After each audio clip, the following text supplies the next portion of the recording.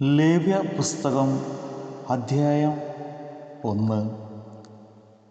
യഹോവ സമാഗമന കൂടാരത്തിൽ വെച്ച് മോശയെ വിളിച്ച് അവനോട് അരുളി ചെയ്തത്, നീ ഇസ്രായേൽ മക്കളോട് സംസാരിച്ച് അവരോട് പറയേണ്ടത് എന്തെന്നാൽ, നിങ്ങളിൽ ആരെങ്കിലും യഹോവയ്ക്ക് വഴിപാട് കഴിക്കുന്നുവെങ്കിൽ കന്നുകാലികളോ ആടുകളോ ആയ മൃഗങ്ങളെ വഴിപാട് കഴിക്കണം. അവൻ വഴിപാടായ കന്നുകാലികൾ ഒന്നിനെ ഹോമയാഗം കഴിക്കുന്നു എങ്കിൽ ഊനമില്ലാത്ത ആണിനെ അർപ്പിക്കണം. യഹോവയുടെ പ്രസാദം ലഭിക്കാൻ തക്കവണ്ണം അവൻ അതിനെ സമാഗമന കൂടാരത്തിൻ്റെ വാതിൽക്കൽ വെച്ച് അർപ്പിക്കണം. അവൻ ഹോമയാഗത്തിൻ്റെ തലയിൽ കൈവയ്ക്കണം. എന്നാൽ അത് അവന് വേണ്ടി പ്രായശ്ചിത്തം വരുത്തുവാൻ അവൻ്റെ പേർക്ക് സുഗ്രാഹ്യമാകും.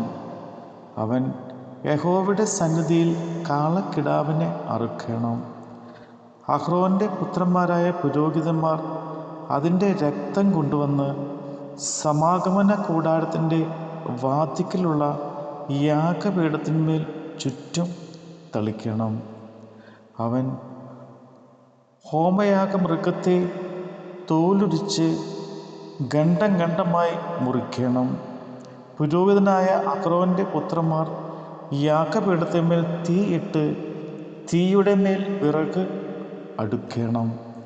പിന്നെ അഹ്റോന്റെ പുത്രന്മാരായ പുരോഹിതന്മാർ ഖണ്ഡങ്ങളും തലയും മേധസ്സും യാഗപീഠത്തിന്മേൽ തീയുടെ മേലുള്ള വിറകിന്മീതെ അടുക്കി വെക്കണം.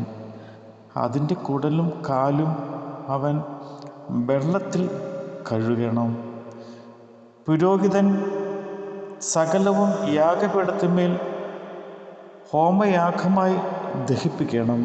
അത് യഹോവയ്ക്ക് സൗരഭ്യവാസനയുള്ള ദഹനയാഗം. ഹോമയാഗത്തിനുള്ള അവൻ്റെ വഴിപാട് ആട്ടിൻകൂട്ടത്തിലെ ഒരു ചെമ്മരിയാടോ കോലാടോ ആകുന്നുവെങ്കിൽ ഊനമില്ലാത്ത ആടിനെ അവൻ അർപ്പിക്കണം. അവൻ യഹോവയുടെ സന്നിധിയിൽ യാഗപീഠത്തിൻ്റെ വടക്ക് വശത്ത് വെച്ച് അതിനെ അറുക്കണം. അഹ്റോന്റെ പുത്രന്മാരായ പുരോഹിതന്മാർ അതിൻ്റെ രക്തം യാഗപീഠത്തിന്മേൽ ചുറ്റും തളിക്കണം. അവൻ അതിനെ തലയോടും മേധസ്സോടും കൂടെ ഖണ്ഡം ഖണ്ഡമായി മുറിക്കണം. പുരോഹിതൻ അവയെ യാഗപീഠത്തിൽ തീയുടെ മേലുള്ള വിറകിന്മീതെ അടുക്കി വെക്കണം. കുടലും കാലും അവൻ വെള്ളത്തിൽ കഴുകണം. പുരോഹിതൻ സകലവും കൊണ്ടുവന്ന് ഹോമയാഗമായി യഹോവയ്ക്ക് സൗരഭ്യവാസനയുള്ള ദഹനയാഗമായി യാഗപീഠത്തിന്മേൽ ദഹിപ്പിക്കണം. യഹോവയ്ക്ക് അവൻ്റെ വഴിപാട് പറവജാതിയിൽ ഒന്നിനെ കൊണ്ടുള്ള ഹോമയാഗമാകുന്നു എങ്കിൽ അവൻ കുറുപ്രാവിനെയോ പ്രാവിൻ കുഞ്ഞിനെയോ വഴിപാടായി അർപ്പിക്കണം.